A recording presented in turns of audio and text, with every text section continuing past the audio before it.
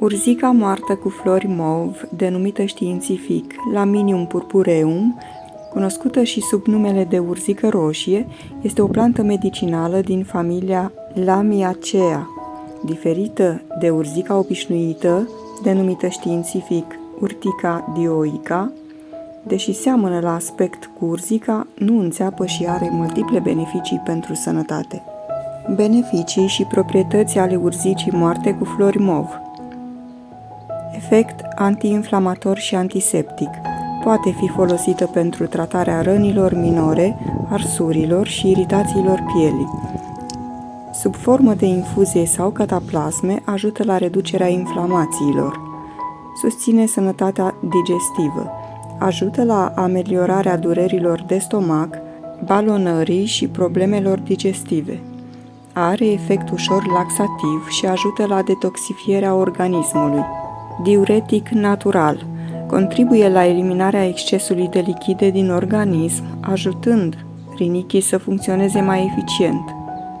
Efect calmant și relaxant. Ceaiul de urzică moartă poate reduce stresul și anxietatea, fiind folosit în cazuri de insomnie ușoară. Sprijină sănătatea feminină. Utilizată pentru reglarea ciclului menstrual și ameliorarea durerilor menstruale. Bogat în nutrienți, conține flavonoide, taninuri, vitamine A și C și minerale precum fier și magneziu, benefice pentru sistemul imunitar. Moduri de utilizare.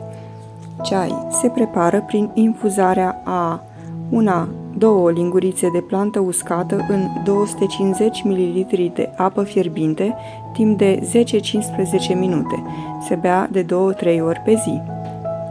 Cataplasme se aplică frunze zdrobite pe răni sau iritații ale pielii. Tinctură se poate folosi pentru efecte diuretice și antiinflamatoare mai puternice. Această plantă crește spontan în grădini și pe terenuri necultivate, fiind adesea considerată buruiană, dar are o valoare medicinală importantă. Utilizare medicinală. Ceai pentru detoxifiere și sănătate digestivă. Ajută la digestie, are efect ușor laxativ și susține funcția rinichilor. Ceai pentru dureri menstruale și relaxare, are efect calmant și antispastic. Cataplasme pentru răni, eczeme și iritații ale pielii. Grăbește vindecarea și reduce inflamația. Zdrobește frunze proaspete și aplică pe zona afectată timp de 10-15 minute. Tinctură pentru efect diuretic și antiinflamator. Bună pentru infecții urinare și retenție de apă. Se pune planta tocată într-un borcan și se acoperă cu alcool, vodcă sau tinctură de 40 de grade. Se lasă la macerat 2-3 săptămâni, apoi se strecoară. Se iau 10-20 de picături zilnic. Alimentație. O plantă comestibilă surprinzător de bună. Salate și smoothie-uri. Frunzele tinere sunt comestibile cu un gust ușor dulceag. Se pot adăuga în salate sau blendui în smoothie-uri verzi. Supă de primăvară cu urzică moartă. Se gătește ca urzica normală, în combinație cu ceapă, usturoi și cartofi. Pesto sau amestec cu brânză. Poți mixa frunzele cu ulei de măsline, usturoi și nuci pentru un pesto inedit. Grădinărit. Beneficii pentru sol. Mulci verde. Odată tăiată, poate fi folosită ca strat protector pentru sol, prevenind uscarea acestuia. Atrage polenizatorii. Albinele adoră florile sale mauve, așa că e bine să o lași să înflorească în unele zone. Compost. Se descompune rapid și adaugă nutrienți în compost. Dacă vrei să o usuci pentru ceai sau tinctură, cel mai bine e să o culegi pe vreme uscată, înainte să ajungă la maturitate completă și să o pui la uscat la umbră, într-un loc bine aerisit. Dacă vrei să faci ceai, îți recomand să usuci frunzele și florile într-un loc bine aerisit și umbrit, apoi să le păstrezi în pungi de hârtie. Pentru tinctură, e bine să folosești planta proaspătă pentru un efect mai puternic. Dacă vrei să o consumi în alimentație, încearcă salate sau un pesto cu brânză, e surprinzător de bună.